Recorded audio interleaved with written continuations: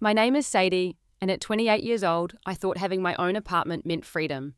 But there I was standing in my doorway, watching my mother rearrange my furniture like she owned the place. She looked up from organizing.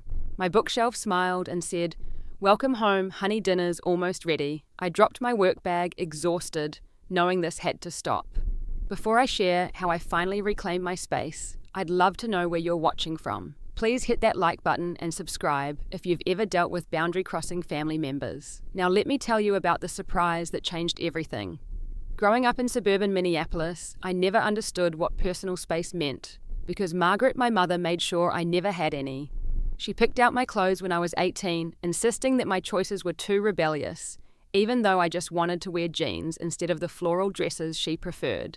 At 22, she actually showed up to my job interviews, sitting in the waiting room, and telling the receptionist she was there for moral support. My father, Robert, would just shrug whenever I complained, always saying, "That's just how your mother shows love, sweetheart." Living at home during college felt like being under surveillance. Mother would check my backpack daily, read my text messages when I left my phone charging, and even installed a tracking app to know my location at all times. She'd show up at study groups unannounced, with snacks, embarrassing me in front of classmates who started avoiding me because they didn't want to deal with her constant presence. She'd reorganize my room while I was in class, throwing away things she deemed inappropriate, which included anything from concert tickets to psychology textbooks she thought promoted unhealthy thinking. The breaking point came when I got a job offer from a marketing firm downtown. The salary was good enough to finally afford my own place, and the office was far enough from home that Mother couldn't just drop by during lunch. When I told my parents at dinner, Father congratulated me, while Mother's face went through several expressions before settling on wounded betrayal. She spent the next 3 hours crying, asking why I wanted to abandon her, what she had done wrong to make me hate her so much. She pulled out photo albums showing me pictures of when I was a baby, saying, "Remember when you needed me for everything?" I spent weeks searching for the perfect apartment, finally finding a one-bedroom in Uptown with exposed brick walls and large windows that let in beautiful natural light. The building had security, which seemed important, and the neighbors appeared to be young professionals who minded their own business. When I signed the lease, I felt like I was signing a Declaration of Independence. Mother insisted on coming to see it, spending the entire visit pointing out every possible danger from the gas stove that could explode to the windows that burglars could break through. Moving day turned into a battle. Mother tried packing different items than what I'd selected, sneaking in her choices when she thought I wasn't looking. She'd packed my childhood stuffed animals, insisting I'd need them for comfort, and tried to swap out my new bedding for the ones from home that smelled familiar. She cried the entire drive to my new place, Father driving in silence, while she listed every terrible thing that could happen to a young woman living alone. "Did you know that 70% of break-ins happen to single women?" she kept repeating, though I was pretty sure she made that statistic up. Setting up my apartment felt like creating a sanctuary. I chose modern furniture with clean lines, nothing like the heavy antique pieces Mother loved. My color scheme was grey and white with pops of turquoise, sophisticated and calming. I hung abstract art instead of family photos, bought succulents instead of Mother's preferred silk flowers. That first night alone, I sat on my new couch with a glass of wine, feeling simultaneously free and guilty. The silence was beautiful, but also somehow accusatory, like I could hear Mother's disappointment in the quiet. For exactly 1 week, I lived in paradise. I cooked what I wanted, watched what I wanted, slept when I wanted. I brought home takeout without lectures about sodium, stayed up reading without someone telling me I'd ruin my eyes. I even walked around in my underwear just because I could. Work felt different too, knowing I was going home to my own space where no one would interrogate me about my day or judge my choices. My co-workers noticed I seemed lighter, more confident. I thought I'd finally found my rhythm. The violations started subtly, almost like she was testing boundaries. I came home after a particularly long Thursday at work to find my apartment door unlocked. Inside, Mother was unpacking groceries into my refrigerator, humming like this was perfectly normal. She'd convinced Mark, the building manager, that I'd asked her to drop off supplies while I was at work, even showing him old text messages where I'd thanked her for grocery shopping back when I lived at home. The groceries were all wrong, too full of things I didn't eat any more brands from my childhood that I'd specifically stopped buying. She'd done more than just deliver groceries. My kitchen cabinets were reorganized according to her system, plates moved to different shelves, glasses rearranged by size instead of frequency of use. Doilies appeared on every surface like fungus, these crocheted things she'd been making since I was young. My minimalist space suddenly looked like her living room had vomited lace everywhere. When I confronted her, she looked genuinely confused, saying she was just helping me settle in properly, since I clearly didn't know how to organize a proper home. The second incident happened while I was presenting a major campaign at work. I came home to find my entire living room rearranged. The couch faced a different direction, my reading chair was moved to what she called a more feng shui location, and she'd hung family photos over my abstract art. Apparently she'd told Mark there was a maintenance emergency, something about a leak she'd noticed last visit, and he'd let her in to wait for the plumber, who mysteriously never showed up. She left a note saying the room flowed better now with a smiley face, like she'd done me a favor.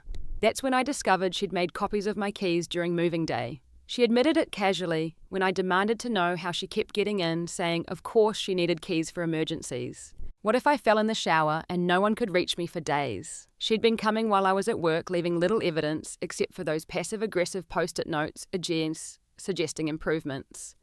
One on my coffee maker said perhaps tea would be healthier. Another on my television remote said reading is better for your brain. Even my bathroom wasn't safe, with notes about proper skincare routines stuck to my mirror. The third violation destroyed my dating life. I'd met someone nice at a coffee shop, Thomas, and after 3 weeks of dating, I invited him over for dinner. We walked in to find Mother in my kitchen, cooking enough food for a small army wearing the apron she'd given me that I'd never used. She'd set the table for 3, explaining that she knew I had plans, because she'd seen my calendar when she was here earlier to drop off mail I never asked her to collect. Thomas tried to be polite while she interrogated him about his job, his family, his intentions with her baby girl. She actually asked about his credit score over dessert, a cake she'd made with my face printed on it from my high school graduation photo. Thomas texted me the next day saying I seemed nice, but the situation was too complicated. I couldn't blame him. Mother called that afternoon saying he seemed shifty anyway, probably after one thing, and I was better off without him. She'd already told her church friends about him apparently, and they all agreed he wasn't marriage material. The fact that she'd discussed my dating life with her prayer circle made me want to scream. The fourth incident involved my wardrobe. I came home from a weekend work conference to find half my clothes missing and replaced with what Mother considered appropriate attire. My comfortable work blazers were swapped for boxy suit jackets that looked like they belonged to a news anchor from 1992. My weekend clothes, the jeans and comfortable t-shirts I loved, were gone, replaced by khakis and polo shirts. She'd thrown away my lingerie, all of it, leaving cotton underwear that looked like they could survive nuclear war. Her note said professional women dress professionally even at home. I found out she'd installed parental control software on my laptop when I tried to watch a movie rated R, and it was blocked. The password hint was the day you were born, like my birth was the key to controlling my life. She'd also gone through my browsing history, bookmarking articles about marriage and fertility over the ones about career advancement and travel I'd saved. My personal files were reorganized into folders labeled by her system, including one called Future Baby Names that made me physically ill.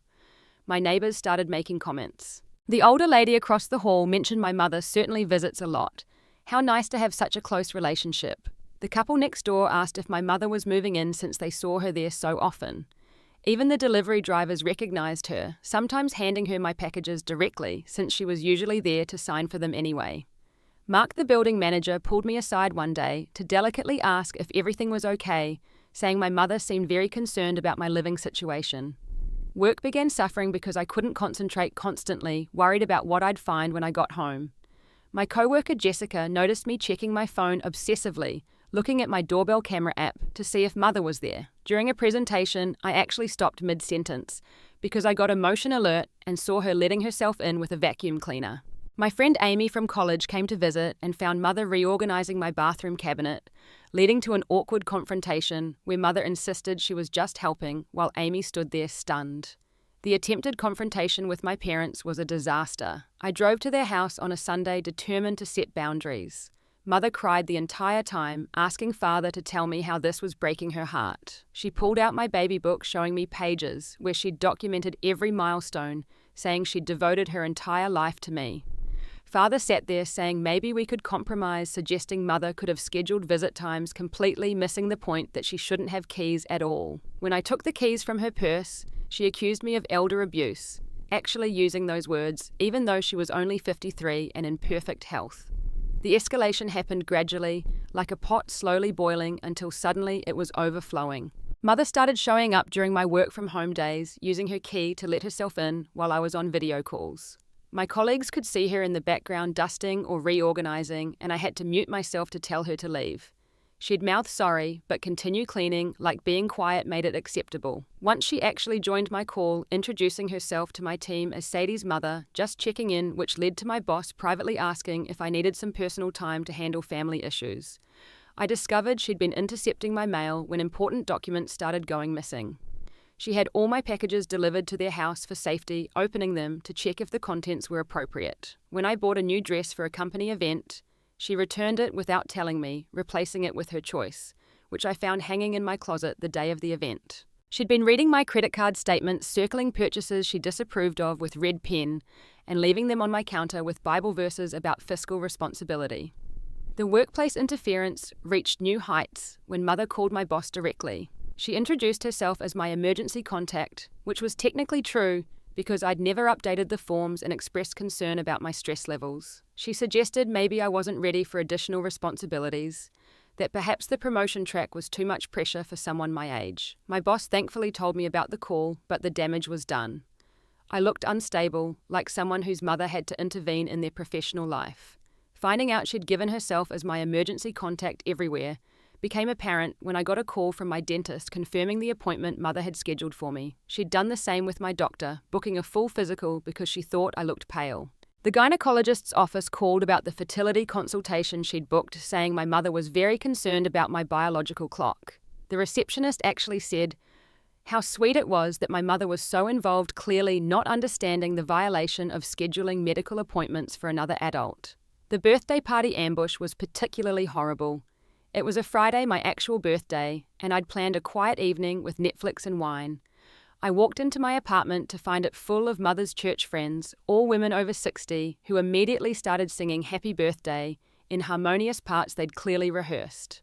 Mother had baked a cake with a photo of me as a baby, not current me, with candles that said 30 when I was 28. The presents were all things Mother wanted me to have, including a book about finding a godly husband and a subscription to a Christian dating site she'd already created a profile on using my high school yearbook photo. She'd told everyone I was too shy to plan my own party, that I needed help coming out of my shell. These women spent the evening telling me about their unmarried grandsons, showing me photos and listing their qualifications like they were selling cars. Mother had created a whole narrative about my life, how I was struggling with the pressures of modern life and needed guidance back to traditional values. When I tried to politely ask everyone to leave, Mother announced I was overtired and probably getting my period, actually saying those words to a room full of strangers. The Thanksgiving incident broke something in our extended family. Mother had told everyone I was having a mental breakdown, possibly drugs, definitely premarital sex, and that's why I was being so difficult about boundaries. She'd created this whole story about finding concerning things in my apartment, hinting at things that made relatives look at me with worry and judgment. When I arrived at Grandmother's house, conversations stopped and Cousin Lisa pulled me aside to ask if I needed help, if I was safe, if there was something going on that the family should know about. When I tried to defend myself, Mother started crying, saying she was just worried because I'd changed so much. She listed every difference between who I was now and who I'd been at 18, like growing up was a betrayal. Aunt Patricia watched the whole scene with narrowed eyes, later pulling me aside to share that Mother had done similar things to her when she was young, before Patricia moved to another state to escape. She gave me her number, saying to call if I needed someone who understood what Mother was really like. Cousin Lisa, who worked as a paralegal, offered to help me understand my legal options over secret coffee the next week. She'd been through something similar with her own mother and knew the system. She explained about cease and desist letters, restraining orders, what constituted harassment. She also validated that this wasn't normal, that I wasn't crazy or ungrateful, that wanting privacy and autonomy was basic human need. Her support meant everything when I felt like I was drowning in family judgment. Mother's solution to my resistance was to increase her presence. She started leaving pamphlets about honouring thy parents around my apartment, tucked into drawers and cabinets where I'd find them later. She'd highlighted specific verses, adding notes in the margins about how children who don't respect their parents are cursed. She bought me a subscription to a magazine about family values, having it delivered to my office, so my co-workers would see it. She even contacted my high school friends on Facebook, asking them to talk sense into me about the importance of family. The wine night that should have been relaxing turned into another disaster. Jessica and Amy came over for our monthly catch-up, bringing cheese and gossip. We were 2 glasses in laughing about Amy's terrible date when Mother arrived with photo albums from my childhood. She'd brought 3 albums sitting down between my friends to show every embarrassing photo while telling stories about how difficult I'd been as a teenager. She showed them photos of me with braces with acne, that time I cut my own bangs and looked deranged for months. My friends tried to be polite, but kept making eye contact with me, clearly uncomfortable. After Mother finally left, Jessica and Amy staged an intervention of their own. They said watching my mother was like watching someone slowly boil a frog, that I'd been conditioned to think this was somewhat normal when it was actually insane. Amy, who was studying psychology, used the word abuse, which felt too strong but also somehow exactly right. They offered to help me change locks to be witnesses if I needed legal documentation to support me in whatever I decided to do. Jessica said her own mother had boundary issues, but nothing like this, that what was happening to me was extreme even by overbearing parent standards. I tried changing the locks without telling anyone, hiring a locksmith while taking a sick day. The new locks were expensive, high security, supposedly impossible to duplicate without special authorization. I felt safe for exactly 48 hours before Mother called the police, claiming she was worried I'd had a medical emergency since she couldn't get in to check on me. 2 officers showed up at 10 at night, and I had to explain the situation in my pajamas while neighbors watched from their doorways. The older officer, who looked tired and had probably seen this before, quietly suggested I look into a restraining order if the situation continued. The betrayal by my father hurt almost more than Mother's behavior. When I confronted him about giving Mother the new keys, he admitted he'd had copies made from the locksmith receipt Mother found in my trash. He said he was trying to keep the peace, that Mother had been having anxiety attacks about not being able to reach me. He suggested I was being too harsh, that Mother just loved me too much, that I should appreciate having a mother who cared. When I asked if he thought her behavior was normal, he couldn't look me in the eye, just mumbled something about how marriage was about compromise. The promotion to senior marketing manager should have been pure celebration. I'd worked 60-hour weeks, landed 3 major clients, and revolutionized our social media strategy. The salary increase meant I could finally start saving for a house, maybe travel to Europe like I'd always dreamed. My team surprised me with champagne at the office, and Marcus, who I'd been dating for 2 months, despite Mother's previous interference, planned a special dinner at my favorite restaurant. I was finally feeling like my life was moving forward. Walking into my apartment that evening felt like entering an alternate dimension. Every single thing I'd chosen, every piece of furniture and art that represented my taste and independence, was gone or covered. Mother had transformed my modern sanctuary into a replica of her living room circa 1995. Floral slipcovers draped over my grey couch doilies covered every surface like snowflakes, and family photos in heavy gold frames replaced all my artwork. She'd even changed my curtains from clean white to heavy brocade that blocked most of the natural light.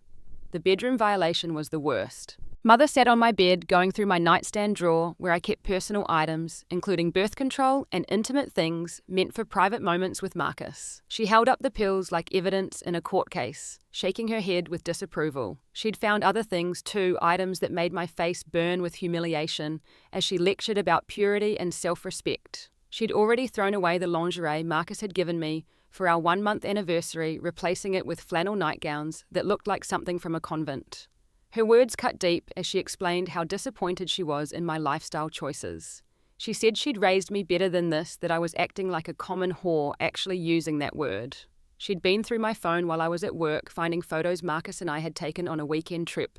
Nothing explicit, but intimate enough to be private. She'd printed them out saying she'd pray for my soul, but also threatening to show them to her prayer group so they could all pray for my salvation. The violation of my privacy was so complete, I felt naked, exposed, like there was no part of my life she hadn't contaminated. Marcus arrived in the middle of her tirade, flowers in hand, for our celebration dinner. The look on his face when he saw my apartment transformed and my mother lecturing me about morality was something between shock and anger. Mother immediately turned on him, saying he was the root of my problems, that I'd been a good girl before he came along. She questioned his intentions, his background, even making barely veiled racist comments about his family being from Jamaica. She said he was taking advantage of me, that men like him only wanted one thing from girls like me. Marcus handled it with more grace than I deserved to witness, calmly telling Mother that Sadie was an accomplished adult who deserved respect and privacy. Mother laughed, actually laughed, saying he'd brainwashed me with modern feminist nonsense that I needed protection from predators like him. She threatened to hire a private investigator to look into his past, convinced she'd find something criminal. When Marcus pointed out that her behavior was actually criminal, breaking and entering, and harassment, she called him dramatic and manipulative. The fight that followed was 28 years in the making. Every suppressed feeling, every swallowed objection, every time I'd bitten my tongue to keep the peace came pouring out. I told her about the therapy I'd started needing in college because of her suffocating control. I explained how her constant presence had sabotaged every relationship I'd tried to build. I listed every opportunity I'd missed because she'd interfered from the study abroad program she'd convinced me was too dangerous to the job offer in New York she'd sabotaged by calling the company about my anxiety issues that didn't exist. Mother's manipulation tactics came out in full force. She cried, she blamed, she guilt-tripped with surgical precision. She brought up the difficult pregnancy she'd had with me, the career she'd given up, the dreams she'd sacrificed. She said I owed her everything, that without her I'd be nothing, that my success was only possible because of her guidance. She threatened to tell everyone I was on drugs, that Marcus was abusing me, anything, to explain why I was being so cruel to the woman who gave me life. She actually fell to her knees at one point, clutching my legs like I was abandoning her on a desert island. Father arrived because Mother had sent him a hysterical text saying I was having a psychotic break. He walked in to find Mother on the floor crying, me standing firm with Marcus's supporting hand on my back, and the apartment looking like a time machine had exploded. His face went through several expressions before settling on exhausted resignation. He tried to mediate, suggesting family therapy, maybe boundaries we could all agree on, completely missing that the boundary I needed was for Mother to stop breaking into my home. Mother's threat felt like a knife. She stood up, dried her tears, and with cold calculation said, if I chose this lifestyle over family, I was no daughter of hers. She'd remove me from her will, tell everyone I'd chosen Dick over devotion, her actual words, and never speak to me again. She expected me to crumble, to beg for forgiveness, to give up Marcus and my independence to maintain her love. Instead, I felt something break free in my chest, like a bird that had finally found the cage door open. That night, I couldn't sleep. Marcus held me while I alternated between crying and raging, feeling like an orphan, even though my parents were still alive. He shared his own story about setting boundaries with his family, how they'd initially resisted, but eventually came to respect his autonomy.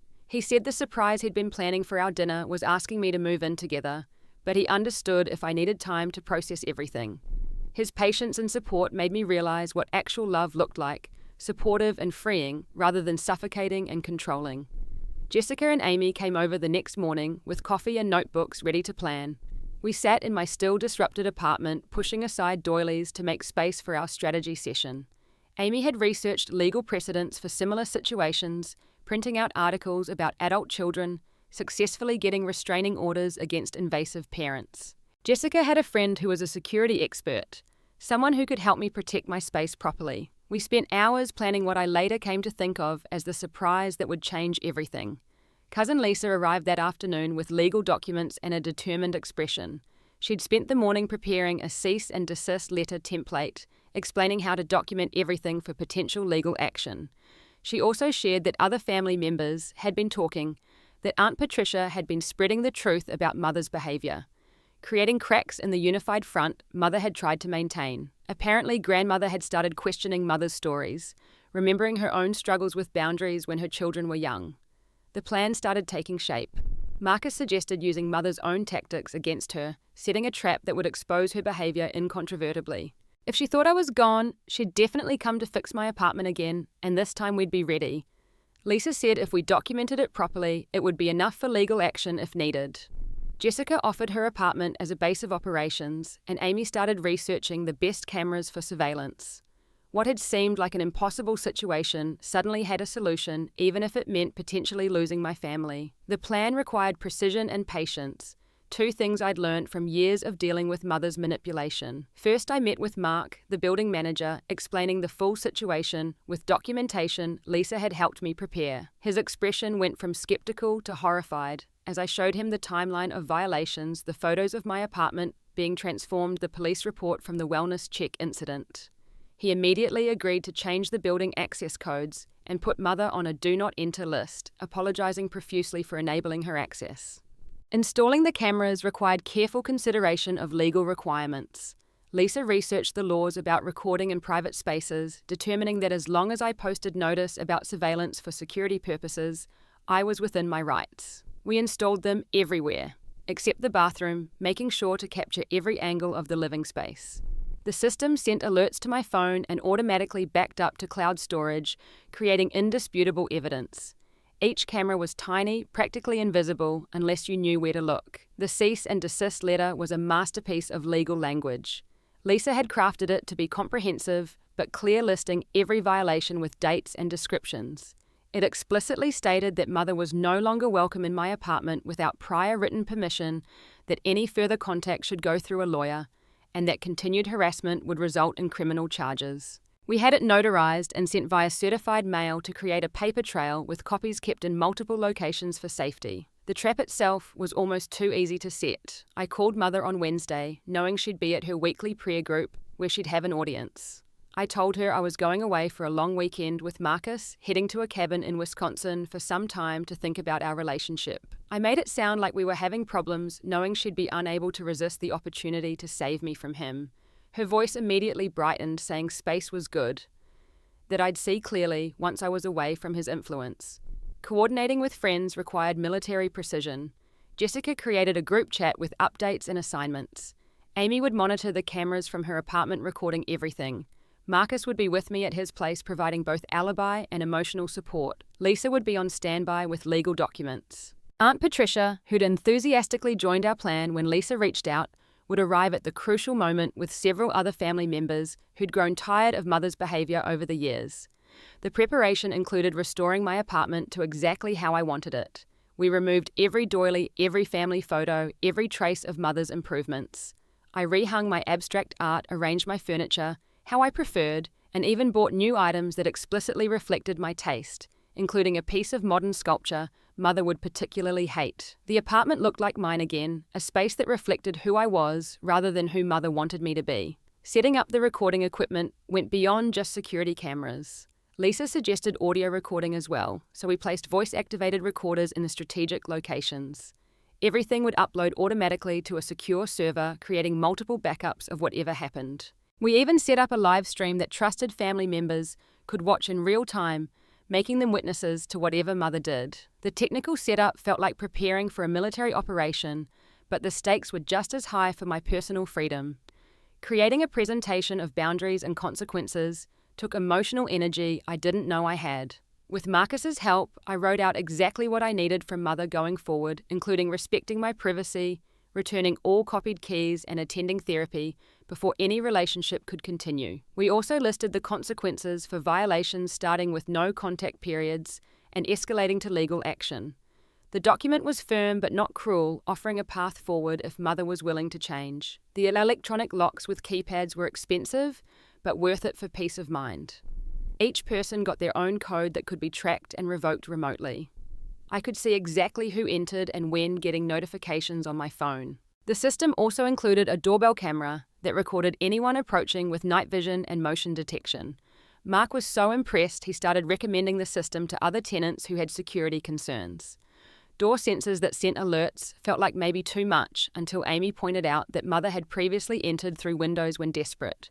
We put sensors on every possible entry point, all connected to the main system. If anything opened while I was in away mode, I'd know immediately and could even trigger an alarm remotely. The security company we worked with said it was one of the most comprehensive residential systems they'd installed, usually reserved for people with stalkers. Planning the confrontation scenario required thinking through every possibility. What if Mother didn't come? What if she brought father or other family members? What if she called the police again? We had contingency plans for everything, including having cousin Lisa ready with legal documents, and Aunt Patricia prepared to handle any family members who might take Mother's side. We even rehearsed what I would say, practicing staying calm and factual rather than emotional. Extended family members started reaching out as Aunt Patricia quietly spread word about what was really happening. My cousin James, who'd been told I was having a mental breakdown, expressed relief that there was another explanation. My grandmother's sister, Great Aunt Rose, shared that Mother's own mother had been similarly controlling, that this was a pattern going back generations. The support was overwhelming, but also sad, realizing how many people had seen the signs but hadn't felt able to intervene. The night before the plan, anxiety kept me awake. Marcus made tea and sat with me while I voiced every fear about what could go wrong. What if this destroyed my relationship with Father permanently? What if Mother actually had a breakdown? What if the family split apart because of my actions? He reminded me that I wasn't responsible for Mother's choices, that setting boundaries wasn't cruel but necessary. He also pointed out that the family was already damaged by Mother's behavior, that bringing it into the light might actually heal relationships that had been strained by secrets. Friday morning came too quickly. I packed a bag theatrically, making sure any neighbours who might report to Mother saw me leaving with luggage. Marcus picked me up with visible affection, playing the part of a boyfriend taking his girlfriend away for a romantic weekend. We drove to his apartment only 15 minutes away, but far enough that Mother wouldn't randomly spot my car. His roommate was visiting family, so we had the place to ourselves to monitor the situation. The cameras showed Mother arriving at exactly 10:17 in the morning, earlier than expected, but not surprising given her enthusiasm for fixing my life. She had a suitcase, an actual suitcase, like she was moving in for the weekend. She also carried multiple shopping bags from craft stores and home goods places, clearly having done a shopping spree to properly transform my apartment. She used her illegally copied key without hesitation, entering like she owned the place. Amy's play-by-play commentary in our group chat would have been funny if it wasn't so violating. Mother immediately went to work pulling out doilies and family photos from her suitcase like Mary Poppins from hell. She'd brought new curtains, apparently having measured my windows on a previous invasion. She actually had a plan drawn out on graph paper, showing where everything should go for maximum improvement. She worked methodically humming hymns while she destroyed my personal aesthetic. By noon, she'd completely transformed the living room again. But this time she went further, having brought furniture covers that made my modern pieces look like they belonged in a retirement home.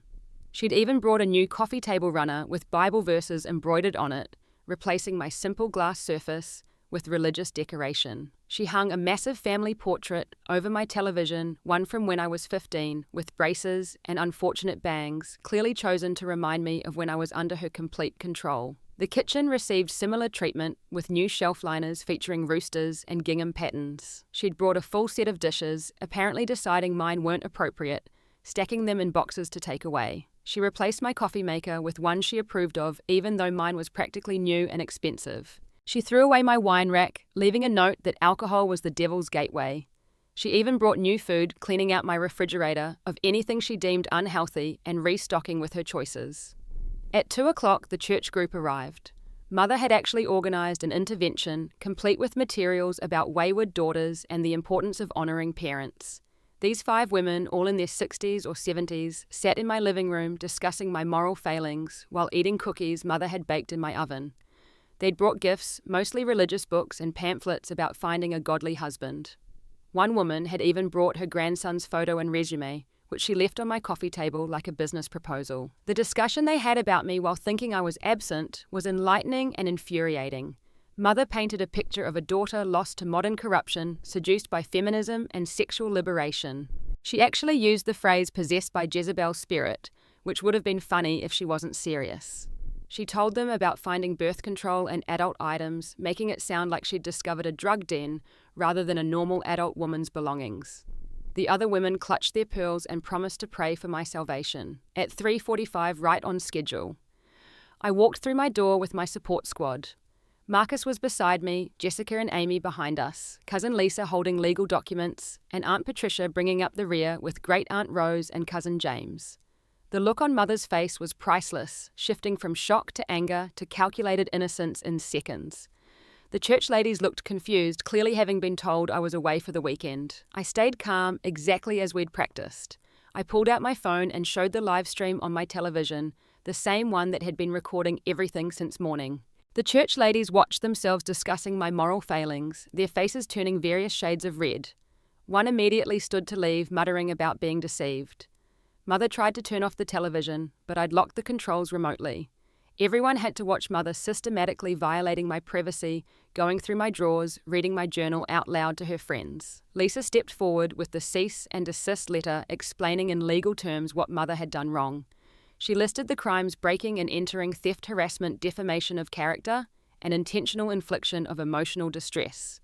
She explained that we had enough evidence for criminal charges, but were offering this alternative first. The church ladies practically ran from the apartment, one apologizing to me on her way out, saying she'd had no idea what was really happening. Mother's initial denial was predictable. She said I'd given her permission, that I'd asked her to check on things, that this was all a misunderstanding. When I showed the documentation of every violation date stamped and recorded, she switched to anger. How dare I trap her, spy on her, humiliate her in front of her friends? She actually accused me of elder abuse again, saying recording her without permission was illegal. Lisa quickly corrected that misconception, pointing out the posted notice about surveillance and the fact that Mother was trespassing. Father arrived 20 minutes later, having received Mother's hysterical call, but this time something was different. He looked exhausted, defeated, like he'd aged years in the week since our last confrontation. He watched the footage, quietly seeing Mother's behavior without her filter of manipulation. When he saw her going through my bedroom drawers, reading my private journal to strangers, something shifted in his expression. He turned to Mother and simply said, "Enough, Margaret, enough." The revelation that Father had been in therapy was shocking. He'd started seeing someone after our last fight, trying to understand how things had gotten so bad. His therapist had opened his eyes to Mother's controlling behavior, how he'd enabled it for years out of misguided peacekeeping. He apologized to me genuinely and deeply for not protecting me from her invasions.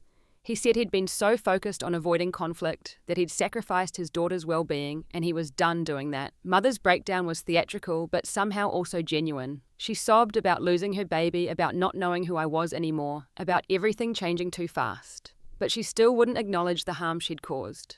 In her mind, everything she'd done was from love, and I was ungrateful for not appreciating her efforts. When Aunt Patricia tried to explain how toxic her behavior was, Mother turned on her, bringing up grievances from 30 years ago, showing exactly where her priorities lay. The church friends' reaction became public quickly.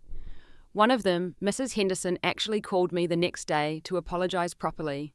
She said she'd been manipulated, that Mother had painted such a convincing picture of a daughter in crisis that they'd believed they were helping. She also mentioned that Mother had been banned from the prayer group for lying and using them for personal vendettas. The story spread through the church community, with Mother's reputation taking a significant hit. The ultimatum was clear and non-negotiable. Mother could choose to respect boundaries and get therapy with the possibility of rebuilding our relationship, or she could maintain her position and lose access to me completely. I'd already changed all the locks, passwords, and emergency contacts. The building had her photo at the security desk as someone not allowed access. If she violated the cease and desist, we'd pursue legal action. The choice was entirely hers. Mother chose to storm out, but not before saying things that couldn't be taken back. She called me a whore, a disappointment, a failure as a daughter. She said I'd regret this when she was dead, that I'd realized too late what I'd thrown away. She promised to tell everyone what an ungrateful child I was, to ruin my reputation the way I'd ruined hers. The venom in her voice was shocking, showing a side of her I'd always suspected existed, but had never fully seen. Father didn't leave with her. He stayed behind, helping me put my apartment back together, removing all traces of Mother's improvements. He was quiet but present, occasionally apologizing for specific incidents he remembered where he should have intervened. He promised to support whatever decision I made about contact with Mother, even if it meant holidays would be complicated. He also gave me a check for new locks and security, saying it was the least he could do. The building manager implemented new security measures after our incident. Mark was horrified by what had happened and instituted a policy requiring written permission from tenants for any visitors claiming emergency access. He also installed additional cameras in hallways and required key cards for entry, making the building significantly more secure. He waived my fees for the upgrades, saying it was partially his fault for enabling Mother's access. The first week without Mother's invasions felt surreal. I kept checking cameras, expecting to see her jumping at every noise, thinking she'd found another way in. The silence of my phone, not constantly buzzing with her messages, was both peaceful and unsettling. I found myself able to think clearly for the first time in months, realizing how much mental energy I'd been spending just managing her intrusions. Work improved immediately, my focus sharp, without the constant anxiety about what I'd find at home. Father visited alone that Saturday, bringing coffee and an awkwardness we had to work through. He told me about his therapy sessions, how the counselor was helping him understand his codependency with Mother. He'd apparently been living in survival mode for years, agreeing to everything to avoid her rage, not realizing how this enabled her worst behaviors. He showed me texts from Mother demanding he cut me off, threatening divorce if he maintained contact with me. He'd responded by suggesting marriage counseling, which had triggered even more rage. Mother's smear campaign on social media was swift and vicious. She posted on Facebook about ungrateful children who abandon families, shared articles about elder abuse, and wrote long posts about the sacrifices mothers make only to be discarded. She tagged relatives trying to rally support, painting herself as a victim of modern society's attack on family values. Some believed her, especially distant relatives who didn't know the full story. But others, particularly those who'd witnessed her behavior over the years, saw through it. The family divide was painful, but not unexpected. Mother's siblings were split, with Aunt Patricia firmly on my side, while Uncle Gerald believed Mother's version. Cousins chose sides based on their own experiences with their parents, some understanding my need for boundaries, while others thought I was being dramatic. Grandmother surprised everyone by calling Mother out publicly, commenting on one of her posts that perhaps if she'd respected my adulthood, this wouldn't have happened. That single comment shifted the narrative significantly. Therapy became essential for processing everything. My therapist, Dr. Martinez, specialized in family trauma and enmeshment. She helped me understand that Mother's behavior wasn't love, but control, that the guilt I felt was programmed, not natural.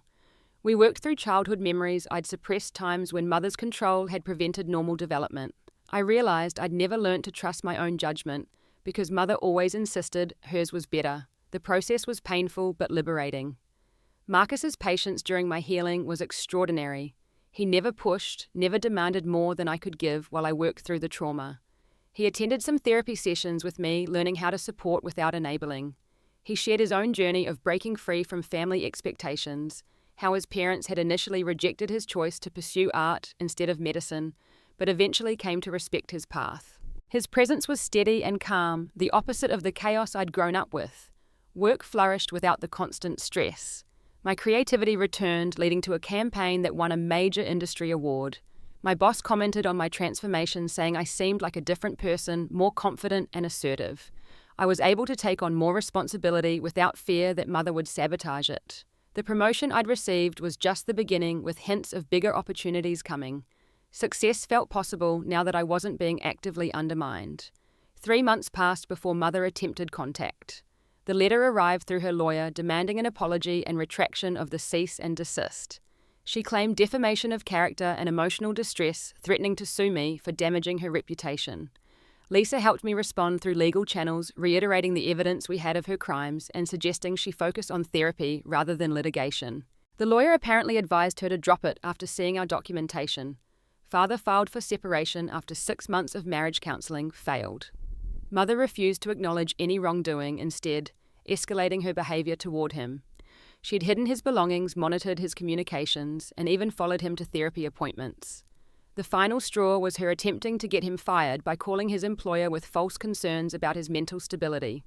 He moved into a small apartment, slowly learning to live independently for the first time in 30 years. Building a relationship with Father outside of Mother's influence was like meeting a new person. He had opinions and interests I'd never known about, having suppressed them to keep peace. He loved jazz music, which Mother had banned from the house. He enjoyed cooking elaborate meals, something Mother had never allowed, insisting on controlling the kitchen. We started having weekly dinners, where we slowly learnt to know each other as individuals, rather than roles in Mother's drama. 1 year later, Mother sent another letter, this time handwritten and without legal threats. She still didn't apologize, but expressed confusion about how things had gone wrong. She mentioned being in therapy, though she framed it as helping her deal with the trauma I'd caused rather than addressing her behavior. She wanted to meet, suggesting we could start over if I'd just come home and let things go back to normal. The lack of awareness was stunning, showing how far she still had to go. Marcus and I moving in together was a decision made from joy rather than escape. We found a 2-bedroom apartment in a different neighborhood with even better security and a doorman who took his job seriously. Decorating together was healing, choosing items that reflected both our styles without anyone else's input. We established healthy boundaries from the start, respecting each other's need for space and independence. The relationship thrived in an environment free from external manipulation. Father's growth continued impressing me. He took cooking classes, joined a book club, even started dating someone age-appropriate who treated him as an equal. He apologized regularly for the years of enabling taking full responsibility for his role in the dysfunction. He never pressed me to reconcile with Mother, respecting my boundaries, while maintaining his own relationship with her from a distance. He'd learnt to say no to her, a word that had been absent from his vocabulary for decades. 18 months after the confrontation, Mother reached out through Aunt Patricia. She'd been in intensive therapy, both individual and group, working on her controlling behaviours and abandonment fears. Her therapist wanted to do a joint session if I was willing to address the harm and possibly find a path forward. I wasn't ready yet, but I didn't completely close the door either. Progress was progress, even if reconciliation seemed unlikely. 2 years later, Mother had changed enough to attempt a genuine apology. She wrote a letter acknowledging specific harms, taking responsibility for her invasions and manipulations. She admitted to recreating her own mother's patterns, perpetuating generational trauma she'd never addressed. She was still in therapy, had joined a support group for parents estranged from adult children, and was working on understanding boundaries. The letter didn't ask for anything, just expressed remorse and hope that someday we might have a healthy relationship. The first meeting after 2 years was in a public place with clear boundaries. Coffee for 1 hour with Marcus waiting nearby and my therapist on standby. Mother looked older but somehow softer, the harsh edges of control worn down by genuine self-reflection. She didn't cry or manipulate, instead asking questions about my life and actually listening to the answers. She shared what she'd learned in therapy about her own childhood trauma, not as an excuse, but as explanation. When our hour ended, she respected the boundary, saying she hoped we could meet again if I was willing. Rebuilding happened slowly with many setbacks and careful negotiations. Mother had to learn to ask permission before offering advice, to knock and wait for invitation, to accept no as a complete answer. I had to learn to trust the changes while maintaining boundaries to allow for growth without forgetting the past. Our relationship would never be what she'd originally wanted, the enmeshed mother-daughter bond where boundaries didn't exist. Instead, we slowly built something new based on mutual respect rather than obligation. The generational trauma that Mother had identified was real. Her own mother had been similarly invasive, though in an era when it was more socially acceptable. Mother had grown up without privacy or autonomy, married young, to escape only to recreate the pattern with me. Understanding this didn't excuse her behaviour, but helped me see it as learned rather than inherently evil. It also strengthened my resolve to break the cycle, to never inflict such suffocating control on any children I might have. My career continued to soar without the constant sabotage. I became the youngest creative director in my company's history, leading campaigns that won multiple awards. The confidence I'd gained from successfully setting boundaries with Mother translated into professional assertiveness. I could negotiate, lead, and innovate without the voice in my head saying I didn't know better. Success felt earned rather than stolen, legitimate rather than something that would be taken away. Marcus and I got engaged on a trip to Jamaica to visit his family. They welcomed me warmly, showing what healthy family boundaries looked like. His mother cooked elaborate meals, but didn't force anyone to eat everything. His father offered advice when asked, but respected different choices. Siblings teased each other, but supported individual paths. It was family as I'd always imagined it could be, connected, but not consuming, loving, but not suffocating. The wedding planning tested our progress. Mother initially tried to take over sending venue suggestions and dress photos despite not being asked. But when reminded of boundaries, she stopped and apologized. She attended the wedding as a guest rather than the orchestrator she'd always imagined being. She cried during the ceremony, but they seemed like tears of joy rather than manipulation. She even dancing with Father, who'd brought his new girlfriend, showing how far everyone had come. 3 years after the confrontation that changed everything, I could finally breathe freely. My apartment, now my home with Marcus, was entirely ours. My choices were mine to make and own. My relationships were based on mutual respect rather than obligation. The guilt that had once consumed me was replaced by healthy boundaries and genuine connections. I'd lost the mother I'd grown up with, but found the person she could become when forced to change. The lesson I learnt was profound yet simple. Love doesn't mean accepting abuse, family doesn't mean no boundaries, and sometimes the biggest act of love is refusing to enable toxic behaviour. I had to lose the mother I wanted, to find the mother she could become. But first, I had to find myself. The surprise I'd planned hadn't just revealed her violations, it had revealed my own strength and the possibility of change. When someone finally says enough. Looking back, every violated boundary had been a chance to speak up that I'd missed. Every invasion I'd tolerated had taught her my limits were meaningless. The surprise wasn't really about catching her in the act she'd never hidden her behavior. It was about finally having witnesses, finally having proof that I wasn't crazy or ungrateful, finally having the support to stand firm. The real surprise was discovering I'd had the power all along. I just needed to believe I deserved to use it. Today, Mother and I meet monthly for lunch at a restaurant neutral territory, where boundaries are naturally maintained. We talk about safe topics, share what we're comfortable sharing, and end when the meal ends. She doesn't have keys to my home, doesn't drop by unannounced, doesn't rearrange my life to suit her vision. She's learning to be a mother to an adult daughter rather than a controller of a perpetual child. It's not the relationship either of us imagined, but it's real and respectful and sustainable. The other surprise was how many people reached out after hearing my story. Friends, colleagues, even strangers who'd heard through the grapevine contacted me to share their own struggles with boundary-violating parents. Some were inspired to set their own boundaries, others just needed to know they weren't alone. The ripple effects of standing up for myself extended far beyond my own family, helping others realize that toxic behavior doesn't become acceptable just because it comes from parents. If you're watching this and seeing your own story reflected in mine, know that you're not ungrateful for wanting boundaries. You're not cruel for demanding respect. You're not broken for needing space. Family should be the place where you're safest to be yourself, not where you have to hide who you are. Sometimes love means letting go of what was to make room for what could be. Sometimes the surprise that changes everything is simply deciding you deserve better and refusing to accept less. Have you ever had to set major boundaries with family members who couldn't respect your independence?